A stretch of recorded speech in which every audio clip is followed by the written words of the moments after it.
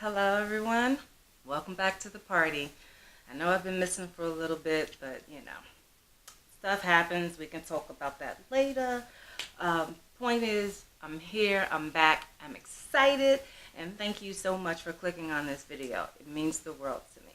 So today, I'm going to start a new series here on my channel, still makeup related, but during my little unexpected and unplanned vacation from this channel, I was doing some thinking and I was like, people have really seen 832 makeup tutorials on just about every topic there is. So that's not what this channel is going to be all about. I'm still going to give makeup tips and tricks, and whatever you guys request is what I will address on here.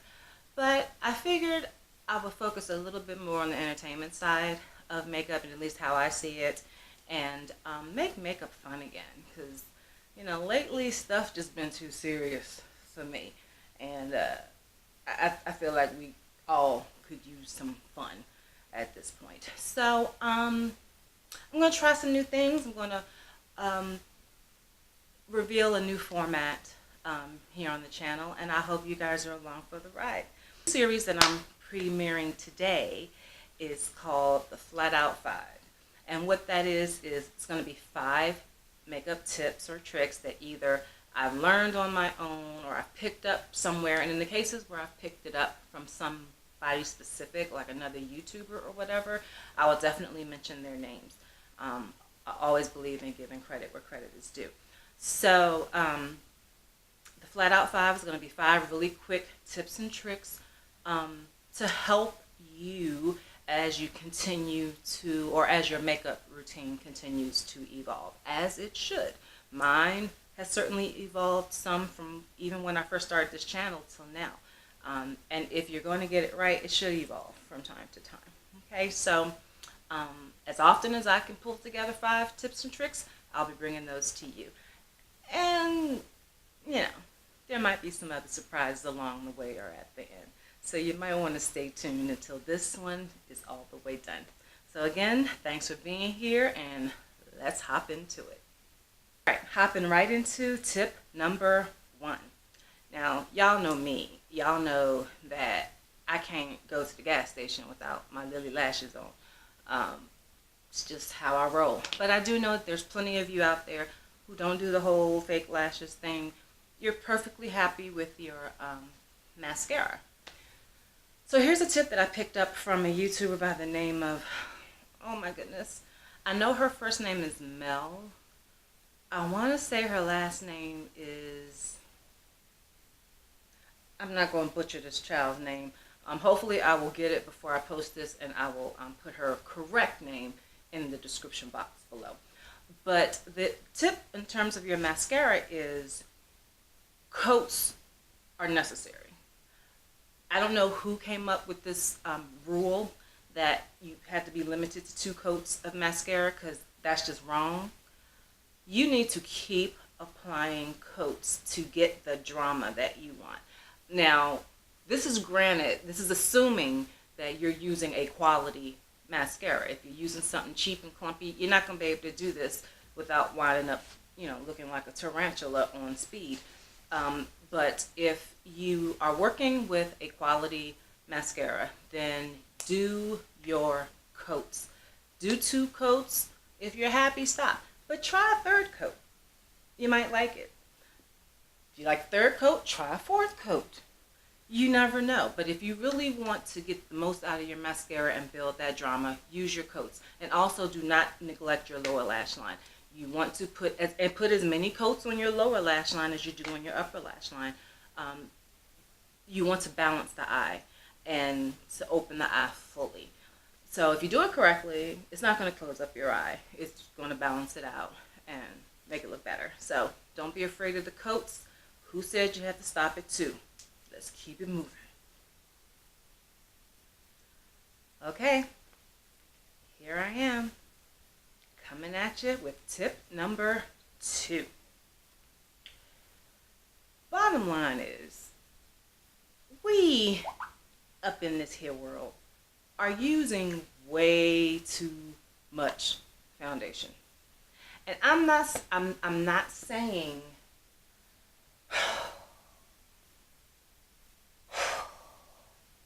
I'm not saying that we shouldn't use whatever foundation we want and however much of it that we want. That is not what I'm saying here. What I'm saying is, let's not go in so heavy right away. Start with a thin coat and then build it up. You don't have to go in 5 coats deep off the break. You might not need that. And what I found is that all parts of my face don't need the same amount of coverage or attention. I need good coverage around my chin area, but my cheeks, from the hollow on up to the apples, they really don't need that much in terms of mascara. Lord have mercy, I'm still on tip 1. In terms of foundation, my nose doesn't need that much in terms of foundation. My forehead doesn't need that much in terms of foundation. So I start off with a thin coat. You would be surprised, especially if you're using a medium to full coverage concealer. You could probably use half of what you're using. And I mean, whether you're using sponge or the brush or your fingers, whatever you're using, start off with a really thin coat. And then see where you need more foundation and apply it just to those areas, blending out the edges seamlessly, of course.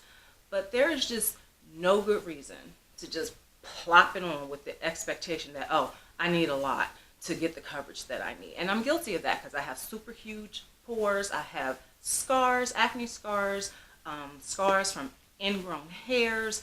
My skin has major issues. So I've always attacked my skin like I need the most makeup the market provides. And that's just not true, not for my whole face. And I was always wondering why, at the end of the day, why I look so cakey. I look perfect when I put it on and about 2 hours after, but 12 hours after, I looked like Duncan Hines and Betty Crocker at a swap meet. And it won't cute. It just won't cute. So now that I've, evened it out and use a thin layer for most of my face and only add slightly more in the areas that I need it, I don't cake up anymore. So give it a shot. You may find that you don't need as much as you think you do. And that's tip number 2. That's tip number 2. That's tip number 2. That's tip number 2. Moving on in to tip number 3. This tip goes straight out to all of my sponge girls. You know who you are. Those of us who use makeup sponges to apply our foundation and concealer and powders or whatever else. I got some tea on that because, if you've been following my channel from the beginning, and I've always been a sponge girl. There may have been some recent developments in terms of that, but that's for another video. You don't have to at me on Twitter. I'm going to come back and explain myself. I always have an explanation, don't I? I do. I promise I do. But that's another video. Let's stay focused right here on tip number 3, talking about these sponges. Now, what I was going to say about sponges is, if you opt to use a makeup sponge, make sure you use a makeup sponge with a flat edge. Okay? You don't want one that's completely round. You need that flat edge, and here's why. That flat edge is what's going to allow you to get right up under your lower lash line when you're blending out your concealer. That flat edge, the point, is what's going to allow you to get up in these crevices around your nostrils that people always miss. And if they happen to make a certain facial expression which highlights the fact that this nostril, it kind of stretches the skin a bit, and you see what appears to be a blank space or a black mark or something don't look right, it's because they didn't get product up in the nostril folds. And, you might have folds in other places on your face that typically, get missed or whatever. So the flat edge of the sponge is what's really going to get up in there for you. And when you're pushing your powder into your foundation and your concealer to set it, you really do want that nice flat edge to really boom, boom, you know, boom.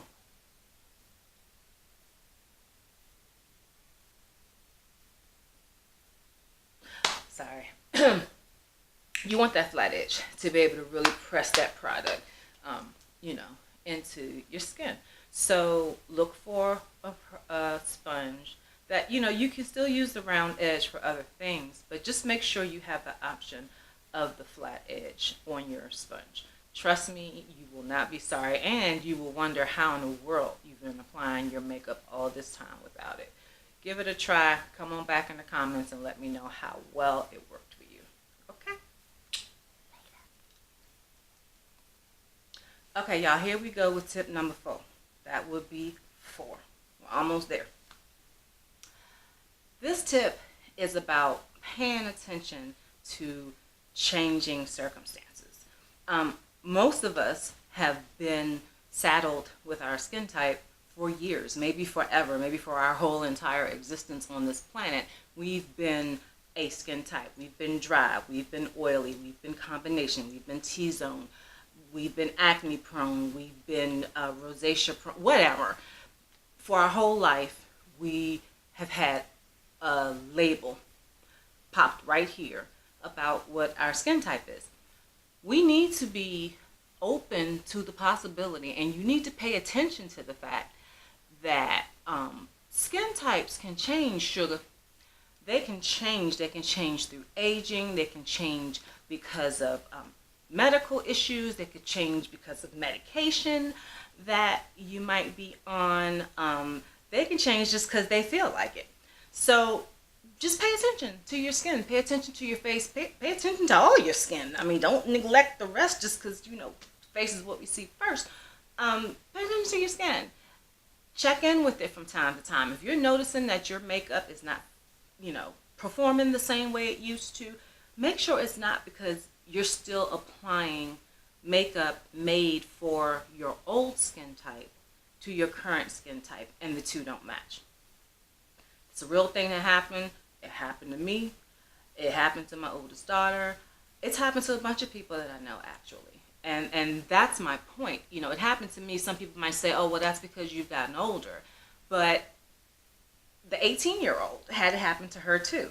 So it's not always about, you know, age.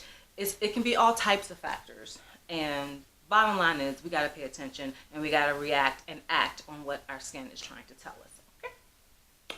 That's your tip number 4. That's your tip number 4. That's your tip number 4. That's your tip number 4. All right. And finally, we've gotten to tip number 5.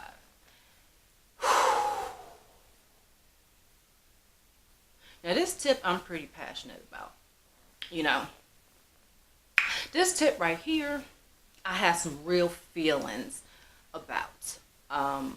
Like I said, I've been gone for a while, and during that time that I've been on the missing, I've had the opportunity to really think about some things and reconsider some things and reframe life such as it is.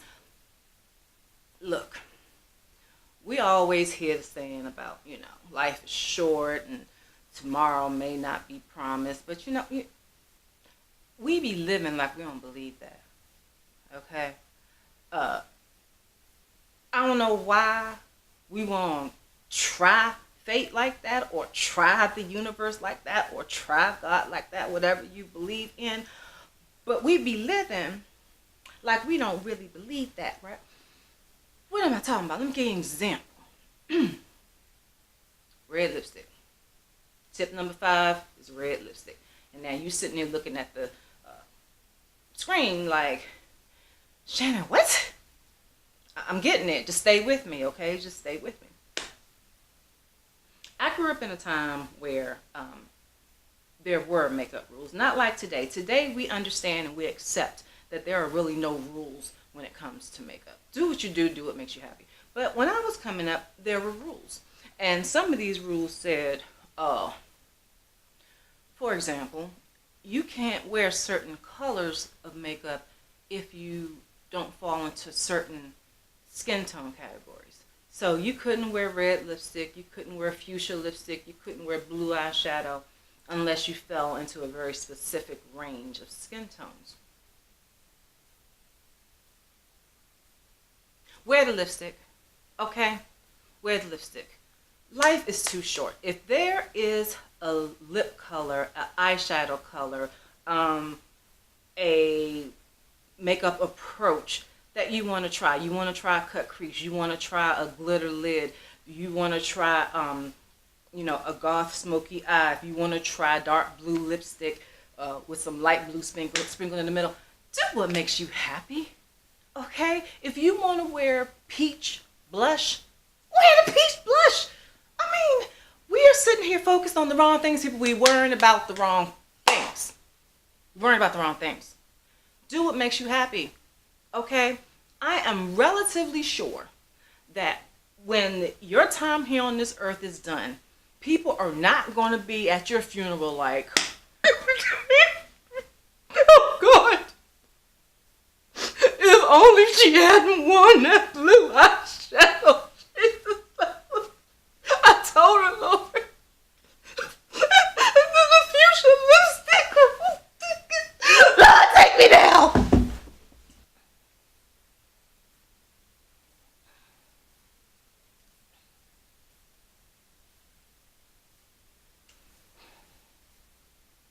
If there is something you want to do, makeup related, do it. Makeup washes off, do it. If you want to wear that bright red lip, do it. If you want to wear a white lip, do it. If you want to wear a lavender lip, a mint green lip, a turquoise lip, do you feel where I'm going with this? Wear what you want. Wear it with pride and conviction, because that's the only way it works. If you wear it,